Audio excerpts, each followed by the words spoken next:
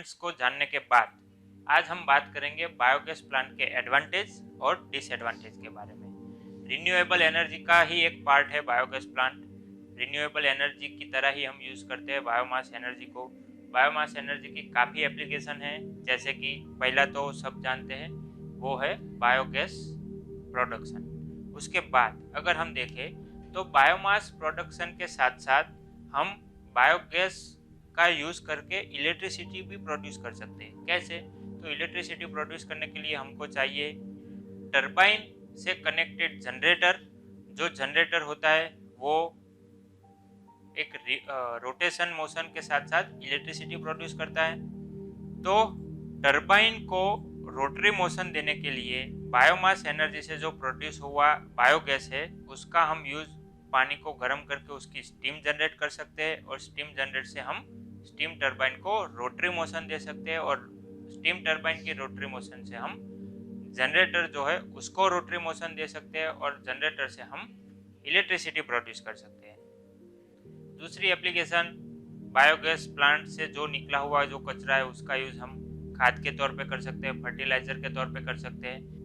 अब हम बात करते हैं बायोगैस प्लांट के एडवांटेज और डिसएडवांटेज के बारे में। तो सबसे पहला जो एडवांटेज है बायोमास एनर्जी का वो है रिन्यूएबल एनर्जी। बायोमास एनर्जी क्या है? तो बायोमास एनर्जी है वो रिन्यूएबल एनर्जी है। डे बाय डे हमको वो मिलेंगी। ठीक है, आज हमने बायोमास एनर्जी का यूज़ किया, कल हम क्या करेंगे? तो बायोमास एनर्जी का जो सोर्स है वो हमको अनंत टाइम तक मिल सकता है, तो उसका यूज़ हम एक रिन्यूएबल एनर्जी के तौर पे कर सकते हैं। दूसरा एडवांटेज अगर हम देखें बायोमास एनर्जी का तो वो है उसके द्वारा जो हमको जो गैस मिलता है वो एक ऐसा हम बोल सकते हैं कि काफ़ी एक कम अमाउंट में हमको गैस मिलता है। उसका मतलब क्या है कि जो पर यूनिट का जो बर्निंग अमाउंट है वो काफ़ी कम होगा। तो ये भी है कि जो एक यूजिंग का जो एक कॉस्ट है वो कम है बायोगैस एनर्जी के अंदर। उसके बाद अगर हम थर्ड एडवांटेज के बारे में देखें वो है रियल टाइम प्रोडक्शन के बारे में। रियल टाइम प्रोडक्शन मतलब क्या है कि आज हमने जितना भी बायोमास का जो रॉ मटेरियल लिया तो उसी दिन हमको वो एक बायोगैस हमको मिल सकता है। ऐसा है नहीं कि आज हमने रॉ मटेरियल कलेक्ट किया तो काफ़ी दिन के बाद उसको हम प्रोसेस करते जाएंगे और फाइनल में एक प्रोडक्ट मिलेगी। तो जो प्रोसेस है, जो एक प्रोडक्शन रेट है वो काफ़ी झड़पी है, तो वो भी एक हमारे लिए एक प्लस पॉइंट है बायोगैस एनर्जी के अंदर। अब हम बात करते हैं उसके डिसएडवांटेज के बारे में। तो डिसएडवांटेज का सबसे पहला जो बायोमास एनर्जी का जो सबसे पहला डिसएडवांटेज है वो है कैपिटल इन्वेस्टमेंट। कैपिटल इन्वेस्टमेंट मतलब क्या दोस्तों? तो कैपिटल इन्वेस्टमेंट का मतलब है कि इनिशियली जो इन्वेस्टमेंट है बायोमास प्रोडक्शन करने के लिए, जो बायोगैस का सबसे बड़ा जो प्लांट हम बनाते हैं तो उसका जो कैपिटल इन्वेस्टमेंट है वो काफ़ी ज़्यादा है। अगर हमको छोटे छोटे बायोगैस प्लांट बनाना है तो उसके अंदर कैपिटल इन्वेस्टमेंट कम है, लेकिन हमको बड़े पैमाने पे अगर बायोमास यूनिट बनाना है तो उसके अंदर जो कैपिटल इन्वेस्टमेंट है वो ज़्यादा है। उसके साथ साथ हमारे माइंड में ये भी ख्याल आएगा कि अगर हम बड़ा प्लांट क्यों बनाएं? अगर छोटा प्लांट बनाने के लिए हमको कॉस्ट कम लगती है तो हम छोटा प्लांट बनाएंगे।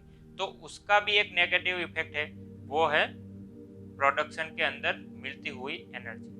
अगर हम छोटा प्लांट बनाएंगे तो हमको जो एनर्जी मिलेंगी वो कम मिलेंगी। ठीक है, तो हमको चाहिए ज़्यादा एनर्जी, तो हमको ज़्यादा एनर्जी प्रोड्यूस करने के लिए बड़ा प्लांट बनाना पड़ेगा। ज़्यादा एनर्जी मतलब सेम अमाउंट में। अगर इतना हमारे पास रॉ मटेरियल है तो हम अगर उस हिसाब से बड़ा प्लांट बनाएंगे तो हमको सेम एनर्जी या तो सेम स्टोरेज से हमको ज़्यादा एनर्जी मिलेगी। अब हम बात करते हैं हमारे नेक्स्ट डिसएडवांटेज के बारे में, एयर पॉल्यूशन। बायोमास एनर्जी से एयर पॉल्यूशन होता है दोस्तों। कैसे? तो बायोमास एनर्जी से निकलता हुआ जो गैस है वो है मीथेन। तो मीथेन गैस है वो एटमॉस्फेयर के अंदर काफ़ी नुकसानदेह गैस है। तो उसके हिसाब से अगर हम देखें तो जो बायोमास एनर्जी है उसके द्वारा जो मीथेन गैस निकलता है उससे एयर पॉल्यूशन होता है। दूसरा है बायोमास एनर्जी, आपने देखी होगी जहाँ पे बायोमास एनर्जी प्रोड्यूस होती है वहाँ पे काफ़ी एक दुर्गंध आपको फील होती होगी, तो वो भी एक पार्ट ऑफ एयर पॉल्यूशन है। ठीक है, तो ये एक अभी के टाइम में सबसे परेशान करने वाली बात है, बायोमास एनर्जी प्रोड्यूस करते टाइम एयर पॉल्यूशन होता है। अब हम बात करते हैं हमारे नेक्स्ट डिसएडवांटेज के बारे में। नेक्स्ट डिसएडवांटेज है वो है प्लेस। जहाँ पे हमको रॉ मटेरियल मिलता वहीं पे हमको बायोमास का प्लांट हम स्टेबल कर सकते हैं। तो ये एक काफ़ी परेशान करने वाली बात है। क्यों? क्योंकि आप देखो कि यहाँ पे अगर डेयरी यूनिट है तो अगर बायोमास प्लांट आपको बनाना तो मतलब उसके आजू बाजू ही आप बना सकते हैं। ऐसा नहीं कि उससे 500 किलोमीटर दूर आप प्लांट बना सके। क्यों? क्योंकि यहाँ का जो कूड़ा कचरा आप 500 किलोमीटर दूर ले जाओगे तो ट्रांसपोर्टेशन में ही 2-3 दिन लगेंगे। तो वो कूड़ा कचरा आपने पूरा पैक किया है और वहाँ पे आप ट्रांसपोर्ट करने जाओगे तो जो कूड़े कचरे के अंदर से जो भी निकला हुआ मीथेन है वो ऑलरेडी निकल गया होगा। क्यों? क्योंकि मीथेन कैसे निकलता है? पूरा एक वैक्यूम चैम्बर के अंदर बंद करके हम कचरा रखते हैं। तो सेम प्रॉब्लम वही होगी ट्रांसपोर्टेशन के बारे में।